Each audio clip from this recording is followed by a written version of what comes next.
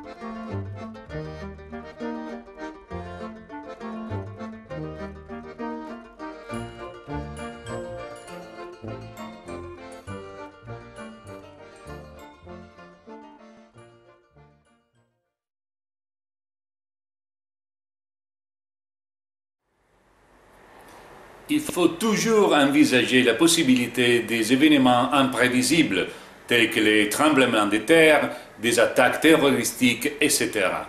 Les cours EVAC fournissent des connaissances pour faire face à ces situations dramatiques d'urgence.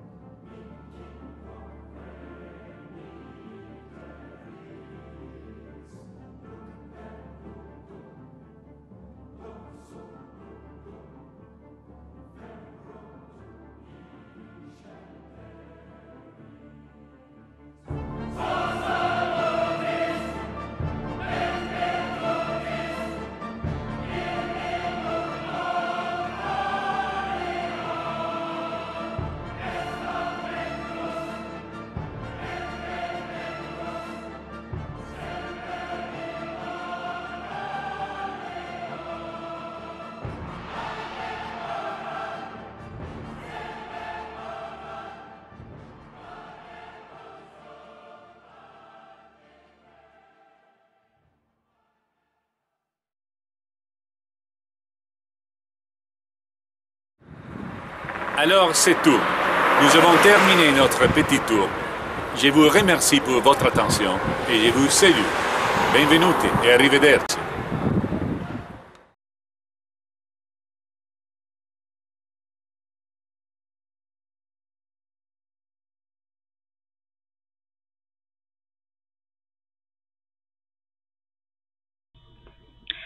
Bonsoir, je m'appelle Ingrazia.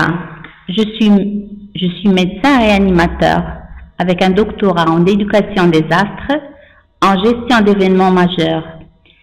Actuellement, je travaille dans un centre de recherche des médecins d'émergence et des désastres de l'Université du Piémont oriental.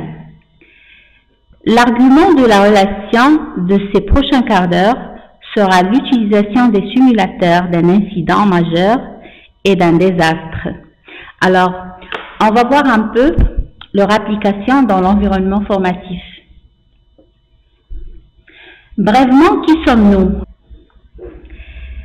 Nous représentons beaucoup d'universités comme centres de recherche universitaires, comme CRIMEDIM, mais aussi comme centre qui a été créé en 2011 et a été fondé spin-off académique qui a l'objectif de produire et commercialiser et développer ce que le centre de recherche construit. Aujourd'hui, on peut se vanter d'être membre de l'Emergency Management en désastre médecine académique. À savoir, c'est une association des instituts et de réalités publiques et privées qui s'occupe des gestions et d'environnements majeurs en désastre. Notre histoire est beaucoup plus solide. En respect de l'année 2011, nous, comme groupe de recherche, déjà depuis 2000, nous travaillons dans cet environnement et depuis, nous avons produit chaque année beaucoup de recherches. Aussi, chaque année, on organise un master du 2e niveau noté comme Master System Médecine. Il est exposé en laboratoire et salle de sport, tout ce qu'on a développé ces années en référence particulière de ces situations. Qu'est-ce qu'on va évaluer ensemble? On va évaluer ensemble l'intégration des environnements, des simulations différentes avec un niveau d'immersion et d'implication distinct, passant d'environnement virtuel, qui aura comme objectif celui de former les opérations dans la gestion de la chaîne de l'incident pour aller vers les simulations informatisées avec beaucoup plus de dimensions et qui aura comme objectif celui d'informer le personnel dans l'aspect des actes éthiques et stratégiques de tel événement. Pour finir, dans des exercices grands et sérieux, sont été représentés et représentent, même jusqu'à maintenant, le gold standard de la formation. On commence par le premier. XVR, noté comme un des réalités virtuelles développées et spécifiques pour la formation training dans la gestion d'événements majeurs. Qu'est-ce que c'est? Il n'est que des librairies, des environnements divers comme le stade, environnement urbain, industriel, qui peuvent être sélectionnés selon l'objectif formatif. Ensemble à la librairie des événements, le simulateur peut être adopté par une librairie d'objets qui permettent la construction des chaînes diverses pour les objets. On peut citer des ressources matérielles telles que l'ambulance, l'auto, le camion. Des ressources humaines telles que les pompiers, les sauveteurs, les techniciens, les agents d'ordre, le personnel d'émergence du territoire, jusqu'au personnel spécifié pour autoroutes, etc. Aujourd'hui, le simulateur va être utilisé pour des différents objectifs. Il peut être utilisé pour le briefing, présentation des événements plausible pour formation individuelle dans laquelle l'individu simple ou le participant s'entraîne dans l'instruction des manœuvres spécifiques et d'ordre et décisions spécifiques, jusqu'à la formation du groupe dans laquelle en réalité des différents utilisateurs en position et en termes divers travaillent et agissent ensemble pour gestir la chaîne d'un environnement majeur dans lequel les actions des participants ont clairement un impact sur les autres participants. Voici quelques exemples d'images qui peuvent être facilement construites. Celui-ci, c'est un incident à l'intérieur d'une usine avec des astres concordés ou d'une raffinerie. Bien sûr, il y a des images plus notées.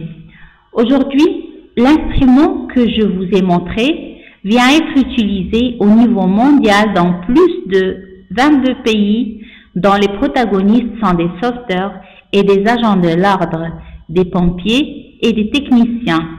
On va jusqu'au personnel de 118 de l'hôpital d'urgence. Ensemble, une fois la chaîne et l'image est gérée par un simulateur avec majeure réalité, certainement, est très important d'informer notre personnel sanitaire pour la gestion de l'environnement comme système sanitaire qui comprend beaucoup d'émergences du territoire, comme l'activité de coordination d'un centre opératif ou l'activité d'émergence à l'intérieur de l'hôpital. Pour cela, nous avons collaboré pour le développement d'un deuxième simulateur ISE ou WR2D Management, soi-même implique la gestion des ressources à un niveau plus élevé en parallèle de celui opéré précédemment et présenté par des actes haptiques et stratégiques. En réalité, est le fruit d'un projet européen qui nous a vus comme protagonistes en octobre 2004-2007 d'un projet qui s'appelle Leonardo da Vinci et aujourd'hui a porté la réalisation de cet instrument qui est un simulateur très utilisateur dans lequel chaque opérateur ou participant aura un rôle spécifique associé à une machine qui est le centre de l'opérativité 118 que le team, équipe et urgence joindront la scène ou l'image de l'environnement. Infirmier d'urgence, médecin d'urgence ou médecin des salles d'opération de l'hôpital. Le point est clair et lié au réseau qui est un serveur central qui aura la fonction de management de l'exercice. Qu'est-ce qu'ils feront dans cet environnement virtuel? On aura l'opportunité et même probable qu'il sera facile de rejoindre toute aire ou structure en manière plausible et à la fois le personnel sera informé à l'utilisation des ressources et de quels moyens et quels instruments avancés comme post-médicaments avancés. En ce moment, comme vous voyez, les participants se forment pour la gestion d'un environnement de masse à l'intérieur d'un stade. Ce qu'ils doivent faire est celui de gérer les ressources de leur hôpital coordonnées d'une centrale opérative. Ce type de formation aujourd'hui est utilisé parmi plusieurs par des organismes régionaux tels que l'Agence régionale d'émergence et d'urgence de Lombardie ou encore de l'Émilie-Romagne pour combiner un simulateur pour la formation présentée en urgence de l'autoroute qui implique beaucoup de sauveteurs et pompiers et même le personnel de 118, la police et les agents d'ordre. Certaines images peuvent être présentées dans des contextes de simulation dont la centrale opérative reçoit l'appel et gère les unités d'urgence de l'hôpital dans le cadre des MASDOA qui sont engagés dans la gestion de l'événement en autoroute pour enfin arriver à l'hôpital. Comme vous pouvez voir dans cette image, qu'on encadre, en fait de compte, le collègue est en train de mettre en pratique le plan d'émergence pour le massif possible des patients des astres plans. Ces types de simulateurs, comme on a dit, ont des finalités différentes. Le premier se révolte en aspect opératif d'un événement majeur. Par contre, le deuxième se révolte aux actes haptiques et stratégiques. En réalité, ils font des parcours pour arriver à la simulation de taille réelle. Même ça, notre contribution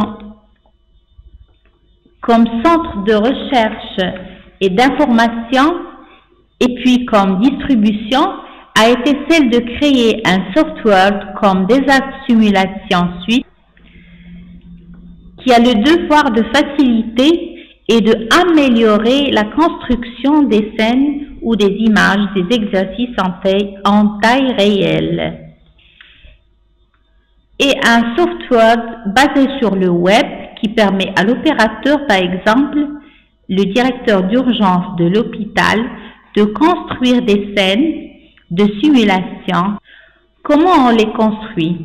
On les construit sélectionnant le type d'événement, par exemple le déclenchement d'une bombe à l'intérieur d'une structure fermée, sélectionnant des numéros figurants que l'organisateur ou les organisateurs ont à disposition et automatiquement le système construit le spectre des victimes basé sur des données épidémiologiques.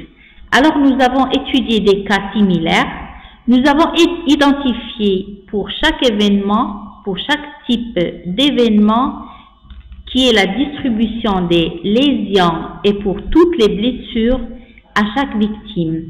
Le simulateur construit un profil de victime qui est une série des états cliniques qui évoluent en fonction de temps ou des actes. Comme dans la boîte décrivant un storyboard comme indiqué sur le schéma. Les états cliniques sont ensuite représentés au moyen de dynamiques casualty cards qui sont générés automatiquement par l'outil et ce qui déclare quels sont les signes vitaux des victimes.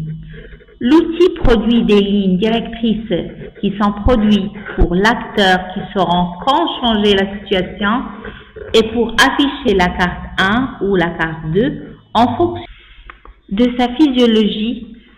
Par exemple, la victime avec un pneumothorax sous tension à laquelle l'aiguille n'est pas insérée dans la poitrine dans un temps prédéterminé, raisonnablement 20 minutes, puis évolue vers un résultat négatif, vers une détérioration des conditions de vie.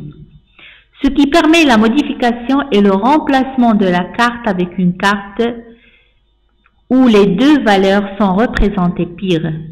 L'outil génère également des lignes directrices pour les artistes de maquillage qui va poser cette manière les instructions sur la façon de représenter les lésions telles que celles-ci représentées sur la photo.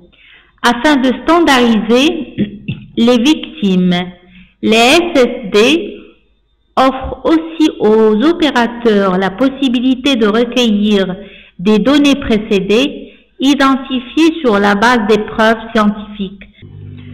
Puis, les indicateurs de performance qui changeront effectivement le résultat final des systèmes de gestion des événements et en utilisant des smartphones ou une tablette ou un ordinateur. L'observateur qui n'est pas un expert aura simplement à cliquer si l'action identifiée a été accomplie ou non accomplie.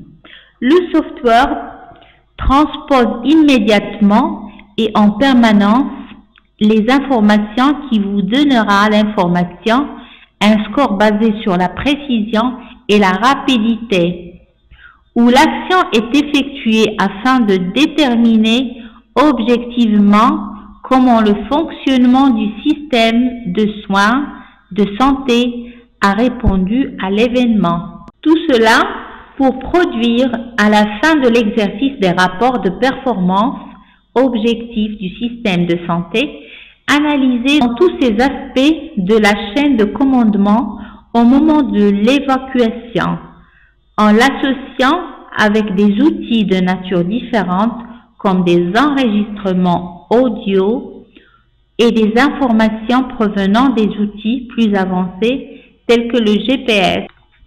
Pour le suivi, par exemple, de l'évacuation des victimes. Voici quelques exemples de simulations créées avec l'instrument vient d'être décrits qui nous ont permis d'utiliser autant que le modifier. Ce que nous proposons est une intégration de ces systèmes dans une sorte de formation continue que nous croyons être une solution innovante dans laquelle le simulateur virtuel d'une certaine manière se lie au simulateur informatisé qui se lie à son tour à la simulation en grandeur réelle et le fait par les victimes interchangeables.